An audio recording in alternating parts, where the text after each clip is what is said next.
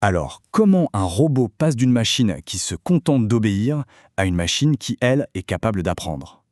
Eh bien, c'est justement ce saut, ce bond de géant rendu possible par l'intelligence artificielle qu'on va décortiquer aujourd'hui. Ok, alors, allons-y. Pour bien comprendre, il faut voir ça comme deux mondes. D'un côté, on a le robot, disons, bête et discipliné.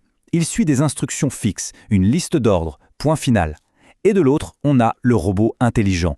Lui, il a une capacité d'adaptation, de décision. C'est vraiment ça le passage de la simple mécanique à quelque chose qui ressemble à de la pensée.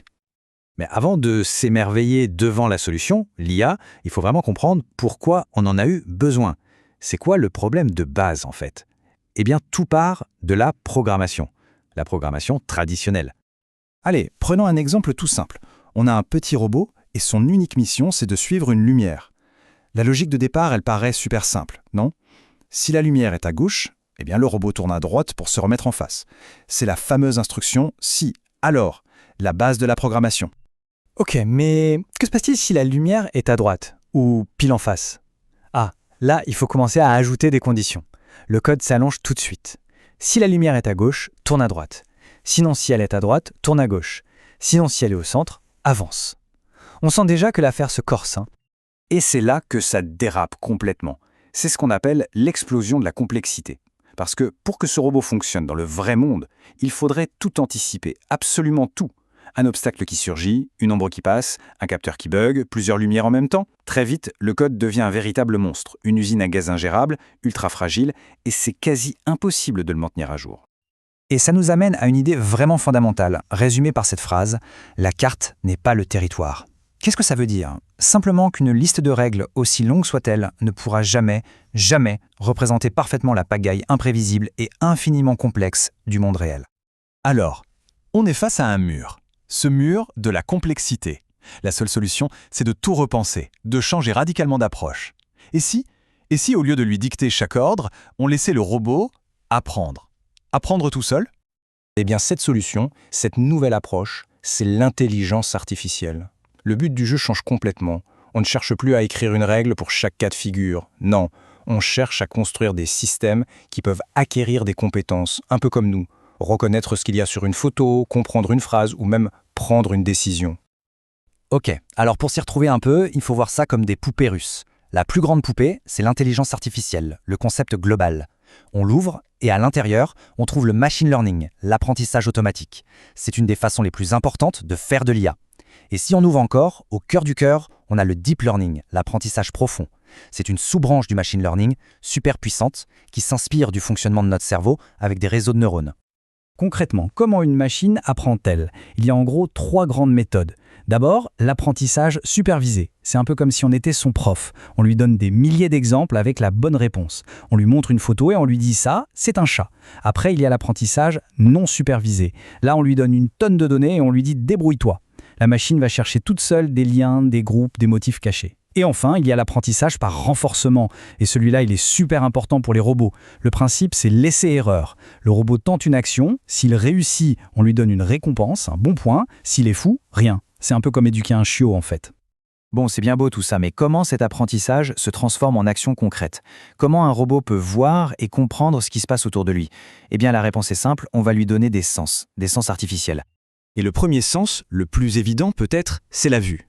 C'est ce qu'on appelle la vision par ordinateur ou computer vision. C'est tout le domaine de l'IA qui vise à donner aux machines la capacité de voir, d'analyser et de comprendre ce qu'il y a dans une image ou une vidéo. Et dans ce domaine, il y a un algorithme qui a vraiment tout changé, YOLO. Ça veut dire « You only look once ». Tu ne regardes qu'une fois. Et son nom est une excellente description de sa force. C'est un modèle de détection d'objets qui est à la fois ultra rapide et super efficace. Alors, pourquoi est-il si rapide? Le secret, c'est vraiment dans son nom. La plupart des anciens systèmes, ils balayaient l'image plusieurs fois, en cherchant d'abord les voitures, puis les piétons, etc. C'était lent. YOLO, lui, fait tout différemment. Il jette un seul coup d'œil à l'image complète. Hop, il la découpe en une grille et en une seule passe, il est capable de dire « là une voiture, ici un piéton et là un vélo ». Le gain de temps est juste phénoménal. Ok, après la vue, passons à un autre sens crucial, l'ouïe, et surtout la compréhension. Pour qu'on puisse discuter avec un robot, il faut bien qu'il comprenne ce qu'on lui dit. C'est là qu'intervient le traitement automatique du langage naturel, ou NLP pour les intimes. C'est la magie qui fait fonctionner les chatbots et tous les assistants vocaux qu'on utilise tous les jours. Alors, comment ça marche? Imaginez, on parle à un chatbot. La phrase exacte qu'on prononce, par exemple « je voudrais commander 4 croissants », eh bien dans le jargon, ça s'appelle une énonciation ou « utterance » en anglais. C'est le point de départ, la donnée brute. À partir de cette phrase, la première mission de l'IA, c'est de comprendre le but général. Qu'est-ce que la personne veut faire? C'est ce qu'on appelle l'intention. Ici, c'est assez clair, l'intention, c'est de passer une commande de viennoiserie. Et une fois qu'il a compris l'intention, le système doit repérer les détails importants pour agir, les informations clés. Ce sont les entités. Dans notre phrase, les entités, c'est quoi? C'est la quantité, 4, et l'article, croissant. Et voilà le processus. Énonciation, intention, entité. C'est grâce à cette décomposition en 3 étapes qu'une IA peut prendre une phrase humaine qui est souvent un peu floue et la transformer en données bien structurées, bien propres, que la machine peut utiliser.